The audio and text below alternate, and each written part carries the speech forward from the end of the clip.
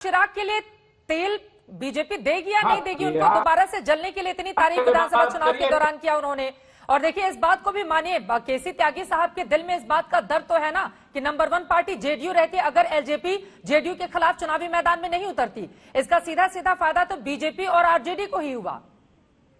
देखिए, केसी त्यागी जी एक वरिष्ठ नेता हैं, उनके मन में एक गर्व की भावना भी है।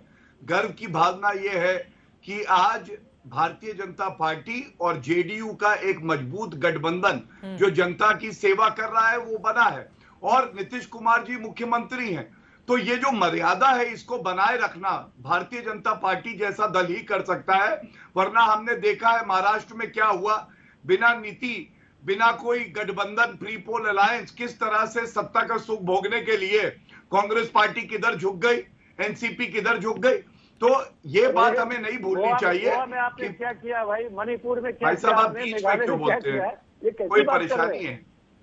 सारे पाप तो आपने किए। अच्छा, आप नाना पटोले आज बोले हैं कांग्रेस अलग से चुनाव लड़ेगी, मैं भी मुख्यमंत्री बनना चाहता हूँ। आपका ये जो किया है इसमें तेल नहीं बचा है, और किस परिवार का चिराग बुझा रहा है ये सबको पता है। प्रेम की अच्छा नहीं लगता। जनता ने आपको कितनी सीटें दी आप बताइए?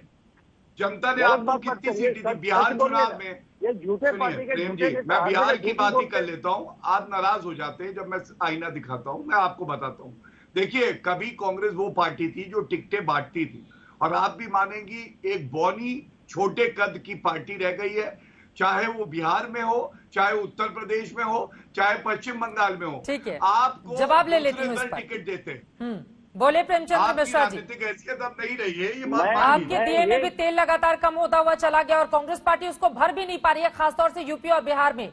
आप लोग तो बहुत मतलब आरजेडी यहाँ पर बड़ी पार्टी है, यहाँ पर 2017 में समाजवादी बड़ी पार्टी थी। कांग्रेस अपने आप को कहाँ देख रही है?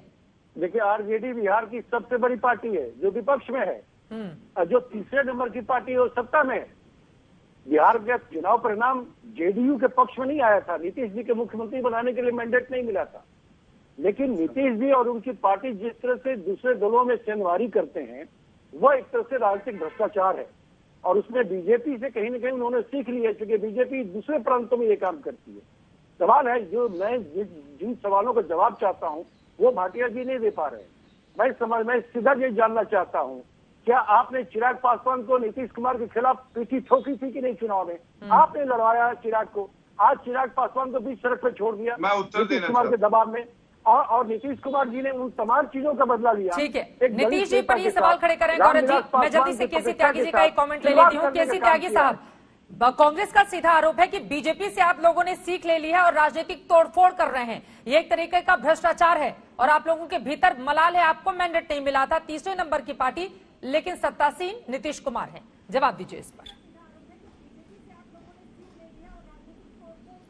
नहीं, प्रेमचंद जी मेरे प्रिय पात्र हैं राजनीति के, और मैं कोशिश करता हूं कि इनकी पार्टी के नेतृत्व के बारे में और व्यक्तिगत तौर के इनके बारे में कोई हल्का कमेंट ना करूं, लेकिन राजनीतिक भ्रष्टाचार विधायक भी हैं, बहुत ही सख्त टिप्पणी है प्रेमचंद जी, और एक पार्लियामेंट्री होने के नाते मैं इस पर ऑब्जेक्ट करता हूं। ऐसे कठोर शब्दों का इस्तेमाल ऐसे महत्वपूर्ण चैनल पे हम एक दूसरे के खिलाफ ना करें तो बेहतर है, चूंकि फिर मेरे पे तो बहुत लंबी फहरिस्त है, मेरी तो उम्र भी आपसे ज्यादा है, अनुभव भी ज्यादा है। आपने तो पड़ोसी राज्य झारखंड में एक इंडिपेंडेंट एमएलए को समूचे झारखंड को 5 साल तक लूटने दिया, फिर वो जेल में रह के आया। तो नीतीश कुमार जी का मैंडेट जो है, आप गलत, आपने भी साथ चुनाव लड़ा है। 2004 में अटल बिहारी वाजपेयी जी और आडवाणी जी, ये जेडीयू ने घोषित नहीं किया था।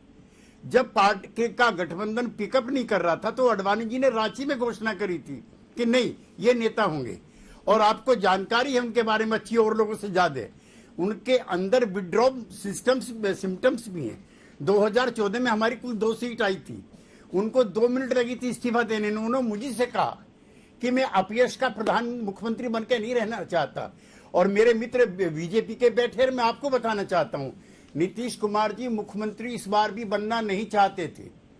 उन्होंने कहा हमारी संख्या कम है, इसलिए मॉरली मैं नहीं बनता।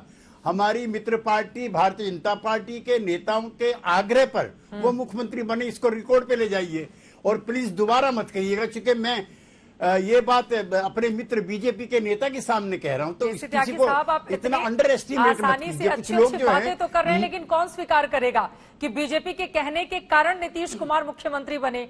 बट ऑब्वियस है कि उन्हीं के चेहरे को आगे करके चुनाव लड़ा गया था। बीजेपी ने तो धर्म निभाया, लेकिन तीसरे नंबर की पार्टी होने के बावजूद नीतीश कुमार ही मुख्यमंत्री बने, ये बात तो आप स्वीकारेंगे। और मेरे पास तो पूरी की पूरी यहाँ पर फहरिस्त है